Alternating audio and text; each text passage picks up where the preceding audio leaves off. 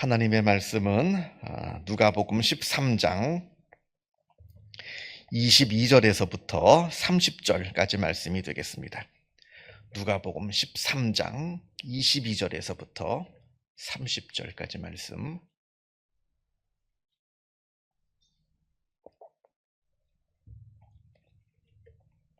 (22절에서부터) 30절까지 같이 한 목소리로 읽겠습니다. 예수께서 각 성, 각 마을로 다니사 가르치며 예루살렘으로 여행하시더니 어떤 사람이 여짜오되 주여 구원을 받는 자가 적으니이까 그들에게 이르시되 좁은 문으로 들어가기를 힘쓰라. 내가 너희에게 이르노니 들어가기를 구하여도 못하는 자가 많으니라.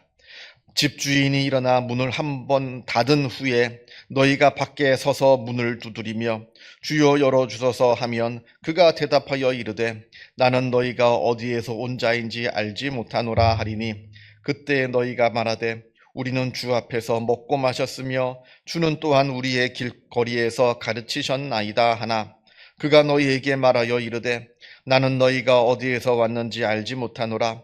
행악하는 모든 자들아 나를 떠나가라 하리라. 너희가 아브라함과 이삭과 야곱과 모든 선지자는 하나님 나라에 있고 오직 너희는 밖에 쫓겨난 것을 볼 때에 거기서 슬피 울며 이를 갈리라. 사람들이 동서남북으로부터 와서 하나님의 나라 잔치에 참여하리니 보라 나중된 자로서 먼저 될 자도 있고 먼저 된 자로서 나중될 자도 있느니라 하시더라. 아멘. 어떻게 해야 우리가 구원을 받게 됩니까? 이렇게 묻는다면 답은 분명합니다. 오직 믿음을 통해서 우리는 구원을 받을 수 있습니다. 이렇게 답할 수가 있는데, 자, 그렇다면 무엇이 믿음입니까? 라고 묻는다면 답은 간단해지지가 않습니다. 오늘 어떤 사람이 예수님께 와서 묻습니다. 주여 구원을 받는 자가 적으니까. 그때 예수님께서 좁은 문으로 들어가라 이렇게 말씀하십니다. 무슨 뜻입니까? 많지 않다는 거죠. 구원받은 자가 적습니까? 물은데 예수님께서 아니다, 구원받는 자 많다 이렇게 말씀하지 않으시고 좁은 문으로 들어가라 하는 뜻은 구원받는 자가 많지 않다라고 하는 것을 말씀하고 있는 겁니다. 그래서 24절에 많은 사람들이 천국에 들어가기를 구하여도 못하는 자가 많다 이렇게 말씀합니다. 이게 현실이에요.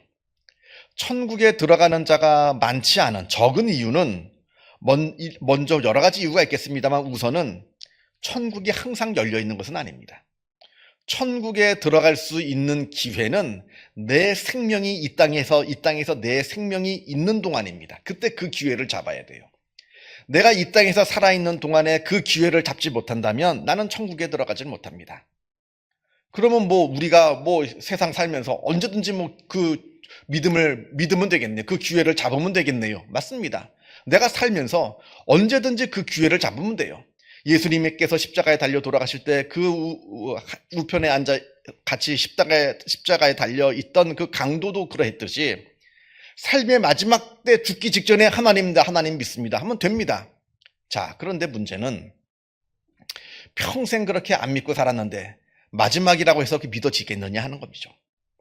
말로는 말할 수 있겠는데 정말 마음으로 믿어지느냐가 문제입니다. 평생 안 믿고 살았는데 또 내가 언제 죽을지를 어떻게 합니까? 내가 지금 나이가 예를 들어서 30살이다. 예를 들어서 내가 한 100살까지 산다면 앞으로 나는 70년이라고 하는 시간이 있겠구나. 70년 동안에 아무 때나 믿으면 되겠지. 누가 내가 100살까지 산다는 걸 장담해 줍니까? 당장 오늘 죽을지 내일 죽을지 그걸 어떻게 알겠어요? 그건 모르는 겁니다. 그런데 그렇게 내 생명이 끝나면 천국 문은 닫힙니다. 내가 살아있는 동안에 그 천국에 들어갈 수 있는 기회를 잡아야 돼요. 마치 물에 빠진 사람이 있는데 그 사람을 구해주려고 밧줄을 던져줍니다. 그 기회를 잡아야죠. 그걸 못 잡으면 그냥 물에 가라앉고 끝나는 겁니다. 그래서 이제 천국에 들어가는 것이 어렵다는 거예요. 믿으면 되는데 그 믿음을 갖기가 어려워서 이게 천국에 들어가지 못하는 겁니다. 이게 첫 번째 이유고요. 그래서 이제 25절 말씀 보면 주인이 일어나 문을 한 번 닫은 후에 너희가 밖에 서서 문을 두드리며 주여 열어주소서 하면 그가 대답하여 이르되 나는 너희가 어디서 온 자인지 알지 못하노라 하리니 이렇다는 거예요. 기회가 있을 때 천국에 들어갈 기회를 잡는 거지 그 기회를 놓치면 영원히 그 기회를 잡을 수가 없다는 겁니다. 그리고 두 번째, 천국에 들어가는 사람이 적은 이유는 참된 믿음을 갖는 것이 어렵기 때문에 그러합니다. 26절에 천국에 들어가지 못한 사람들이 소리칩니다. 우리는 주 앞에서 먹고 마셨으며 주는 또한 우리의 길에서 가르치셨나이다.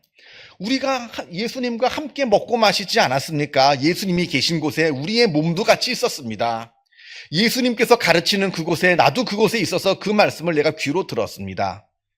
중요치 않다는 거예요.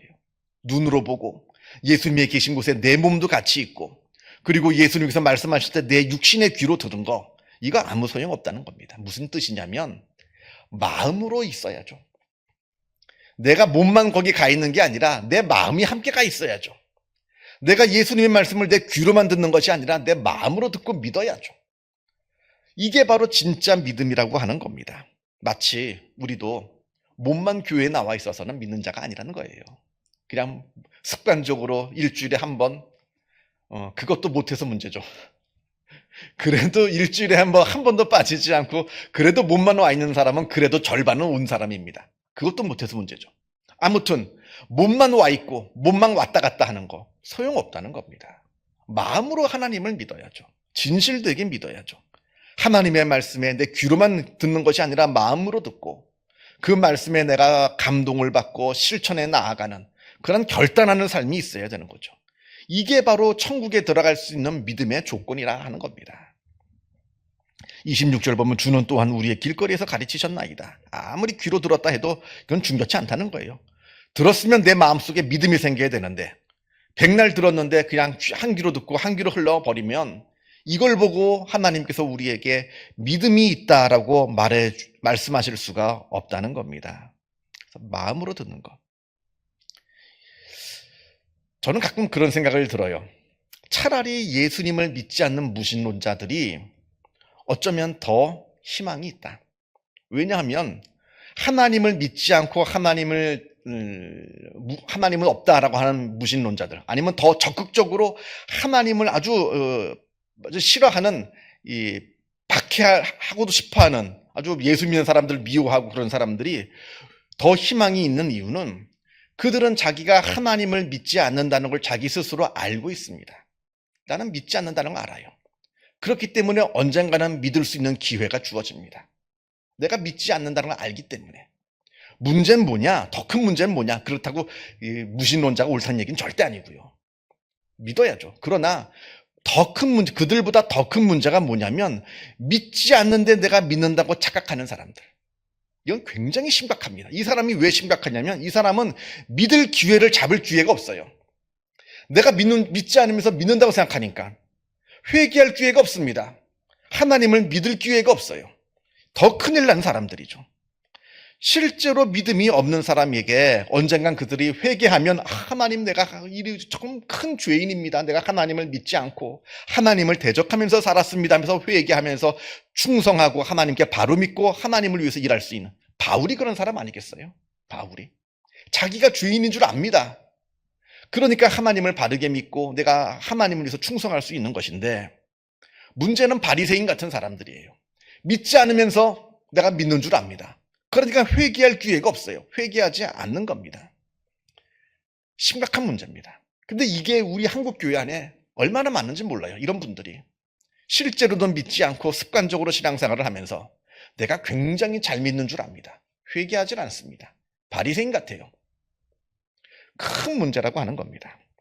그러면서 27절에 그가 너희에게 말하여 이르되, 하나님께서 말씀하시는 거죠. 나는 너희가 어디에서 왔는지 알지 못하노라. 행악하는 모든 자들아 나를 떠나가라. 내가 예수님 옆에서 밥을 먹고 예수님의 말씀을 들었습니다. 아무리 얘기해도 모른다는 거예요. 나는 너를 모른다. 왜냐하면 마음으로 그 자리에 함께 하질 않았거든요. 그러면서 28절을 보면 천국에는 아브라함과 이삭과 야곱과 모든 선지자들은 천국에 있지만 다른 사람들은 없다는 거예요. 아브라함은 있는데 아브라함의 자손들은 없습니다. 아브라함의 내가 몇 대 손입니다. 중요치 않다는 거예요. 이 당시 이스라엘 사람들이 그랬거든요. 나는 이스라엘 사람으로, 태생적으로 이스라엘 사람으로 태어났기 때문에 나는 저절로 구원받는 줄을 알았습니다. 왜냐하면 그게 아브라함의 자손인 줄 알았어요. 아브라함의 자손들이 천국에 간다는데 난 아브라함의 자손으로 태어났거든요. 그런데 성경에서 말씀하는 그 아브라함의 자손은 이 몸으로 아브라함의 자손을 말하는 게 아닙니다. 내 마음과 영혼으로 아브라함의 자손인가 그걸 묻는 거죠. 그런데 저절로 내가 육신으로 아브라함의 자손으로 태어났다고 해서 당연히 천국에 들어갈 줄 아는데, 천국에는 아브라함과 야곱과 이삭은 들어갈 수 있을지 몰라도 그냥 마음으로 진짜 회개하고 진짜 믿는 그런 사람들이 아니라 그냥 저절로 나는 구원받는 줄 안다고 착각하는 사람들, 믿음이 없으면서 믿음이 있다고 착각하는 사람들은 못 들어온다는 겁니다. 그래서 내가 믿는 자의 집에서 태어났느냐? 중요치 않아요.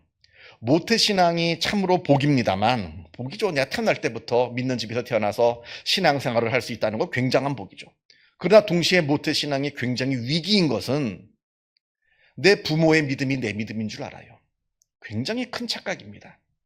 내 부모가 목사라서 나도 목사의 믿음을 갖고 있는 줄 압니다. 내 부모가 장로라서 내가 장로의 믿음을 갖고 있는 줄 알아요.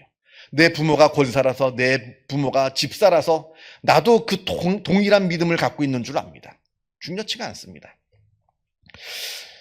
천국은 셀프입니다. 셀프. 여러분 그 식당 가보면 물은 셀프 있잖아요. 물은 셀프. 내가 갖다 먹어야 돼요. 물은. 식당 가면 그런 거 있잖아요. 천국도 내가 믿어야 가는 것이지 내가 누구 바지가랑이 붙잡고 같이 덩달아 갈 수 없고요. 내 치맛자락 붙잡고 같이 구원받을 수가 없다라고 하는 겁니다. 가끔가다 전도를 하면 이런 분들이 계세요. 아, 예수 믿으십니까? 예수 믿으세요. 이렇게 말씀하면 예수 믿는다는 얘기는 안 하고, 네, 우리 아버지가 목사입니다. 우리 형이 목사입니다. 와, 뭐 제 부인이 권사입니다. 뭐 이런 얘기를 하세요. 그건 그 사람 믿음이죠. 그건 그 사람 믿음입니다. 자기는 안 믿어. 그럼 믿으십니까? 당신은 믿으십니까? 물어보면 자기는 믿진 않는데요. 그러나 자기 부모가 뭐 목사님이고, 자기 뭐 부모가 장로님이고, 자기 형님이 뭐 장로님이 뭐 이런 자기 주변 사람들 이야기를 합니다. 뭔가 대단한 착각을 하고 있는 거예요. 그건 믿는 게 아니죠. 그 사람의 믿음이고, 진짜 믿어야 할 것은 내 믿음이 있어야 된다라고 하는 겁니다. 나는 믿는 사람인가? 우리가 진실되게 생각해 봐야 되는 겁니다. 자, 그렇다면 이 말씀을 읽을 때 정말로 그러면 천국에 들어가는 사람은 없겠네요. 예수님의 말씀대로라면 또 그렇지도 않습니다. 29절 말씀을 보면 그럼에도 불구하고 사람들이 동서남북으로부터 와서 하나님의 나라 잔치에 참여하리니, 30절, 보라 나중된 자로서 먼저 될 자도 있고 먼저 된 자로서 나중될 자도 있느니라.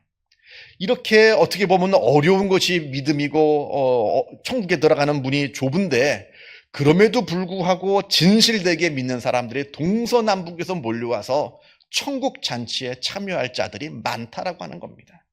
이게 참 아이러니예요.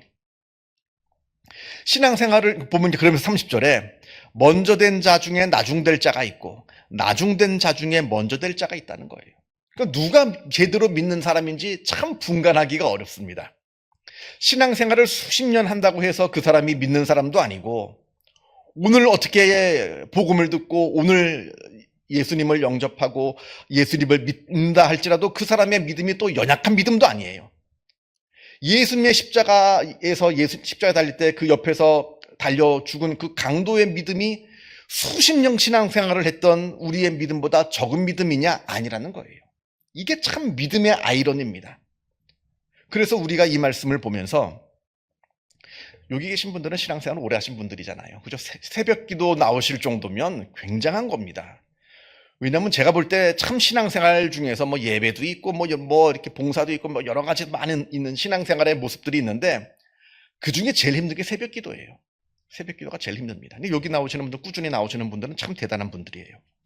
아주 믿음의 연수가 오래되었고 누가 봐도 믿음이 좋다라고 생각이 듭니다만, 그러나 그럼에도 불구하고 내 믿음이 진짜 믿음이냐, 정말로 내가 하나님을 믿는 사람이냐, 아니면 천국에 들어가지 못하고 그때 예수님, 내가 예수님께서 잡수실 때 나도 옆에서 같이 밥 먹지 않았습니까?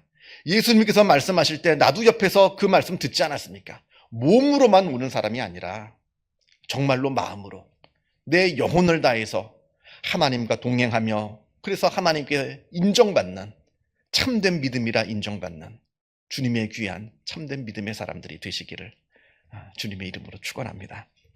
기도하겠습니다. 하늘에 계신 우리 아버지, 아버지의 이름을 거룩하게 하시며 아버지의 나라가 오게 하시며 아버지의 뜻이 하늘에서와 같이 땅에서도 이루어지게 하소서.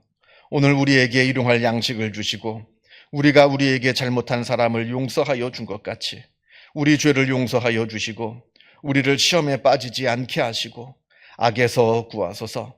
나라와 권능과 영광이 영원히 아버지의 것입니다. 아멘. 자유롭게 기도하시기 바랍니다.